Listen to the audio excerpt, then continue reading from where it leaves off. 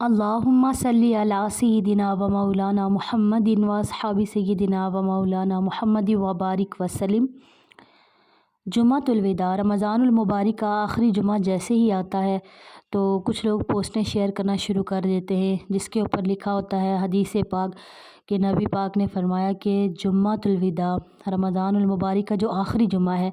اس میں اس طریقے سے 4 رکعت نماز نفل پڑھیں تو آپ کی تمام عمر کی قضا نمازیں ادا ہو جاتی ہیں۔ جتنی بھی آپ کے پچھلے سالوں میں قضا نمازیں ہیں وہ ساری ادا ہو جاتی ہیں۔ تو ان کا طریقہ اور نیت اور وہ سارا لکھا ہوتا ہے۔ ایک پوسٹ نہیں بلکہ 2-3 احادیث ایسی شیئر کی جاتی ہیں۔ تو دیکھیں نبی پاک صلی اللہ علیہ وآلہ وسلم نے فرمایا کہ جس شخص نے مجھ پر جھوٹ باندھا،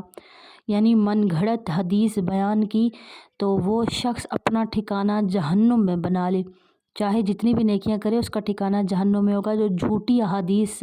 لوگوں کے سامنے بیان کرے، نہ ہی اس کا کوئی مفہوم ہو اور نہ ہی کوئی اس کا مطلب ہو، بلکہ خود سے ہی بنا کر، تو اس شخص کا ٹھکانہ پھر جہنم ہے۔ تو ایسی کوئی پوسٹ نہیں، ایسی کوئی حدیث نہیں ہے کہ جس میں نبی پاک نے یہ فرمایا ہو کہ آپ آخری جمعہ میں 4 رکعت نماز نفل پڑھیں اور ساری قضا نمازیں ادا ہو جائیں گی۔ اگر ایسا ہو تو پھر سارا سال لوگ سوئے رہے اور رمضان المبارک کے آخری جمعہ میں 4 رکعت نماز نفل پڑھ کے جو بھی طریقہ لکھا ہے، کتنی دفعہ آیت الکرسی پڑھیں، اتنی دفعہ سورۃ الکوثر پڑھیں، پھر تو وہ لوگ پڑھ کے تو پھر اپنی قضا نمازیں ساری پوری کروا لے۔ قضا نماز ادا کرنے کا یہی طریقہ ہے کہ جو صاحب ترتیب ہو۔ صاحب ترتیب اس شخص کو کہا جاتا ہے کہ جس کی اکثر نمازیں پوری وہ پڑھتا ہو، کبھی بھی نماز قضا نہ ہو، لیکن کبھی کبھار اگر اس کی نماز قضا ہو گئی تو پھر وہ کیا کرے کہ اگلی نماز کے آنے سے پہلی قضا نماز ادا کرے، پھر اس کے بعد جو وقتی نماز ہے وہ ادا کرے۔ لیکن اگر وقتی نماز جو آ چکی ہے اگر وہ اس کے قضا ہونے کا ڈر ہو تو پھر پہلے وقتی نماز ادا کرے، بعد میں قضا نماز ادا کرے۔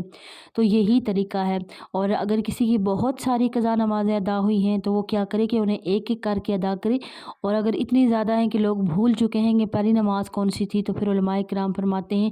کہ پھر وہ اس طریقے سے ادا کریں، نیت کریں کہ جو سب سے پہلی قضا ہونے والی نماز تھی اس کی نیت میں نے کی، تو اس طرح پھر جو پہلی نماز ہوگی وہ ادا ہو جائے گی اور جو دوسرے والی ہوگی پھر وہ پہلی نماز ہو جائے گی۔ تو اس طرح پھر ترتیب کے ساتھ اپنی قضا نمازیں ادا کر سکتے ہیں۔ اور ساتھ میں صرف ایسا نہیں ہے کہ اگر کسی نے قضا نماز ادا کی تو بس اس کا فرض ادا ہو گیا، بس ختم، نہیں، بلکہ اس کو ساتھ میں توبہ بھی کرنا پڑے گا۔ جو لیٹ نماز ادا کی توبہ بھی کرنا پڑے گا، اور قضا نماز ادا کرنے سے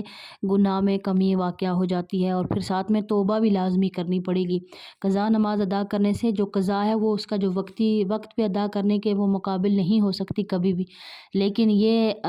ان کے لیے ہے جو ہمیشہ نماز پڑھتے ہیں لیکن کبھی کبھار کوئی نماز قضا ہو جاتی ہے کسی شرعی عذر کی وجہ سے، لیکن جو جان بوجھ کر چھوڑتے ہیں اور بعد میں احساس ہو جاتا ہے کہ ہماری نمازیں نہیں مس ہونی چاہیے، تو پھر وہ کیا کریں کہ پہلے توبہ کریں، توبہ کے بعد پھر صرف فرائض کی قضا ہوگی، باقی سنت اور نوافل کی قضا نہیں ہوگی، صرف فرض پڑھنے پڑیں گے۔ اب اگر کوئی بندہ ہر نماز کے ساتھ 1 یا 2 نمازیں ادا کرنا چاہیں تو پھر وہ مست کر سکتے ہیں، لیکن ایسا کہنا کہ رمضان المبارک کے آخری عشرہ کے آخری جمعہ میں، جمعۃ الوداع میں 4 نفل پڑھیں گے تو